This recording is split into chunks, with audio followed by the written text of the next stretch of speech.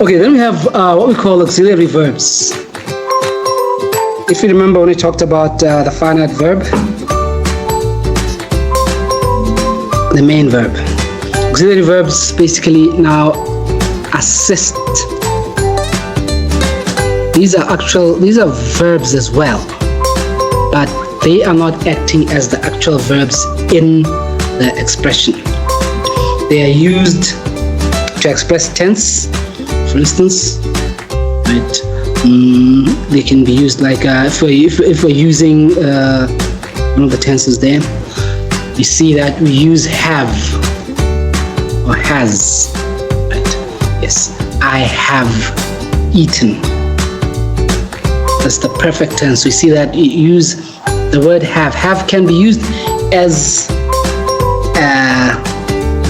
a verb in its own right, but in other cases it's used as an auxiliary verb. So when it's an auxiliary verb, it basically means that there's an actual verb, another verb that's the subject, the main verb, and this one is actually just accompanying it to express or to help it express tense or voice or mood.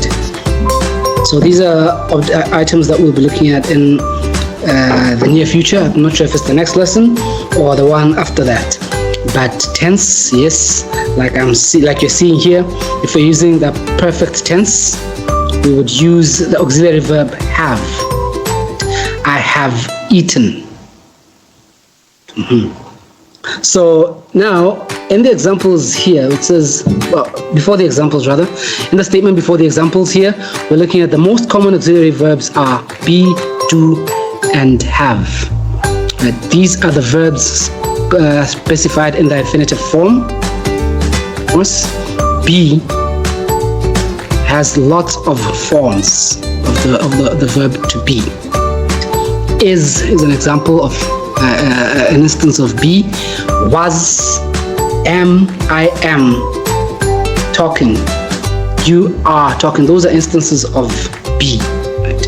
Yes. So when we see that the word be is something that has the root in be being used in association or together with another verb, we see that it's acting as an auxiliary verb. So if you can just look at those examples there and try to make sense of them. Okay, modal verbs, these are also a type of auxiliary verbs, but these ones now express a specific type. They can either express possibility or ability or permission or obligation. Any of those verbs, could you, he could eat. We hear the word could. Could is a verb. Eat is also a verb. So now we're seeing that could is acting as a modal verb. It's actually expressing, what is it expressing? It's expressing permission. He could eat it, or he may eat it if he wants to, right? Yes. You may eat it, you can eat it, or you could have eaten it.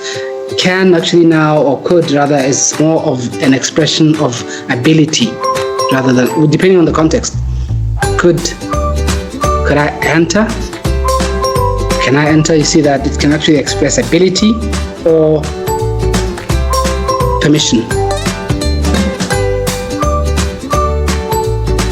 So there are some other examples there. We see might back or might eat that pie before he gets home. They're expressing possibility there. It might. Paco may eat the pie if he likes. We are now saying this is about permission. We're giving him the permission to eat the pie. Yes.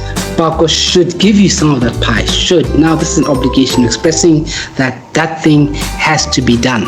So these are modal verbs. They express the mode. And then finally we have phrasal verbs. Phrasal verbs are verbs made up of phrase, more than one word. What normally happens here is that you would have a verb itself, and then to that verb you attach another word. This word is normally referred to as a particle. Particle basically means a word which has grammatic function, but does not really fall under any of these parts of speech. You can't really package it as a preposition or as a verb or whatever. Any word that actually comes in that particular situation, others. That's what the word particle here refers to. So now we say that a phrasal verb is made up of an actual verb and a particle connected to it. But what happens with phrasal verbs is that when you have those 2 words or 3 words connected to each other, concatenated to each other, they now change the meaning of the original verb. Like in the example here, the burglar will break a window to break in. You see now that break alone simply means to cause damage, to destroy, destruction, to cause damage. That's what break means. But break in, on the other hand, is something totally different. It means the criminal action of entering someone's premises without their permission. Yeah, so we see here that break and break in are not the same thing. The meaning of break in does not necessarily mean that you physically caused any damage. You can break into someone's house just using a key, a normal way of entering. The fact that you were not given permission to enter means it was a break-in. It doesn't necessarily have to involve anything getting broken physically. Okay, let's move to regular and irregular verbs. Okay, I thought we had covered this. That's why I said finally there. But basically here we're looking at verbs whose tenses, whose past tense and participle end in the word D, or ed if the word initially, the original word ended in a consonant, it had an ed at the end to express past tense or participle. Normal words: he played, he cried, he did what? The majority of words are actually just regular verbs. However, there are some which do not follow this rule. In order to actually get a past participle of that word or a past tense, you'd actually have a new word being introduced. You don't say speeded, right? You'd say sped or bleeded. You bled. I get tell. Yes. So those are what we refer to as irregular verbs. So here are some common irregular verbs. They're verbs that do not take the normal past tense and participle that other verbs would take, which is to end it in D or ed. Aided.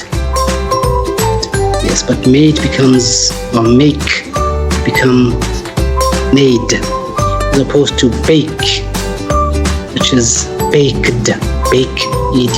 But if you say make, it becomes made. So those are some examples of irregular verbs. You may want to familiarize yourself with these as well.